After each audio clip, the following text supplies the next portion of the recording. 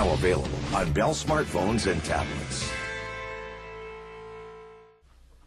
The Arab Spring started in Tunisia, spread to Egypt. Both governments in those countries fell quickly, but then the democracy movement in the region slowed and turned more violent. A war in Libya, stalemate in Yemen, and a bloody crackdown underway in Syria. Afra Jalabi is here with us. She is a journalist, a Syrian-Canadian, born in Damascus, in the capital of Syria. So a very unstable situation going on in real time in Syria. We know that 850 to 1,000 people have been killed that we've been made aware of. Many, many more have been arrested by the secret police and the military. Where do you think things are going to go right now, looking at the situation?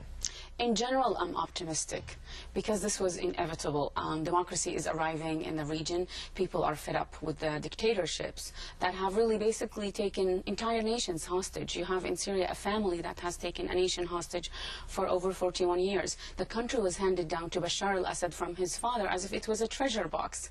So his legitimacy doesn't come from the people. And if you've noticed, he's the only president who has not addressed his people directly in the entire world. Do you think that there's much that the regime can do? Do you think that they will bring in any sort of reforms? Because there's been sort of this strange game where they promise reforms, it doesn't really happen, then there's a crackdown that goes on, and I'm wondering sort of how legitimate some of their claims are that they're going to bring in reforms. This is a great question, because really, I mean, you know, they say we want to create reform, and then they're incapable of providing anything, and that is because the whole structure, their political system, is not actually political. It's based on security apparatus, and it's based on fear and terror.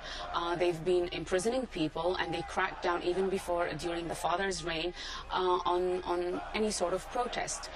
So it's really, when you look at it, it's a system that is incapable of reform, and because it's based on one-party rule, one-man rule, and that sort of thing. It's kind of, you know, it's reminiscent of all these Eastern blocs and the Soviet Union and Stalin tactics, and that's why you see the only time they want to do something, they send tanks. The only time, you know, they try to do, okay, this time we're going to do reform, they're incapable of it, and that's what the Syrian people are fed up with. You know, in Egypt we had Mubarak, and in Libya we have Gaddafi, and in Syria we have al-Assad, and I'm wondering, a lot of times people at home think, well, why doesn't he just do something about it? But you and I were talking during the break about how sometimes these people are in power, but in many ways they're almost a figurehead. They're controlled by so many people around them that if they try to do anything, let's say they wanted to be more open or more democratic, they would be pushed aside, or worse. Yes, exactly, because he's caught up in a structure that was handed down to him by his father that created an intricate system of security and fear. So you have basically about 19 systems of security in Syria, and only actually 5 public universities, so you know where the money is going, or, you know, public funds. And so how could you even do any reform?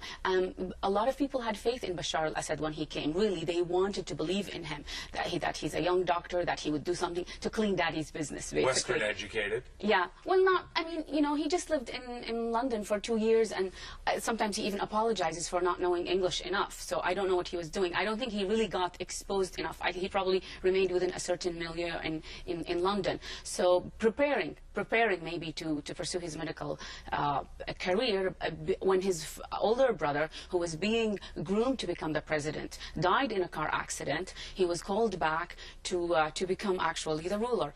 And so the legitimacy of al-Assad does not come from public opinion or from the consent of the Syrian population or the Syrian people. It rather comes from this kind of large security apparatus, and I don't think he was capable of doing anything, because if you touch that system, it probably would collapse quite easily. Very quickly, what do you think the West can do?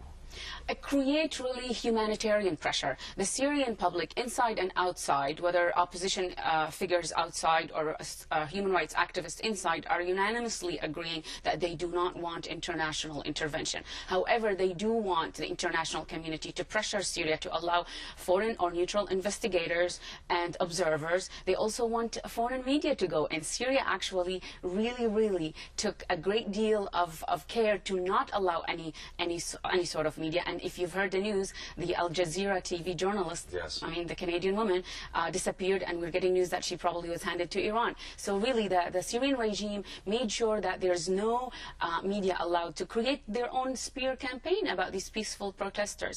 And I'm really shocked and in awe, actually, of the incredible level of self-restraint that the Syrian people showed in the face of this brutal crackdown. I want to thank you for coming in today, and hopefully we can get you back. Thank you. As the story Thank you for having me. unfolds. We're going to take another look at the forecast, please. Well, it is wet.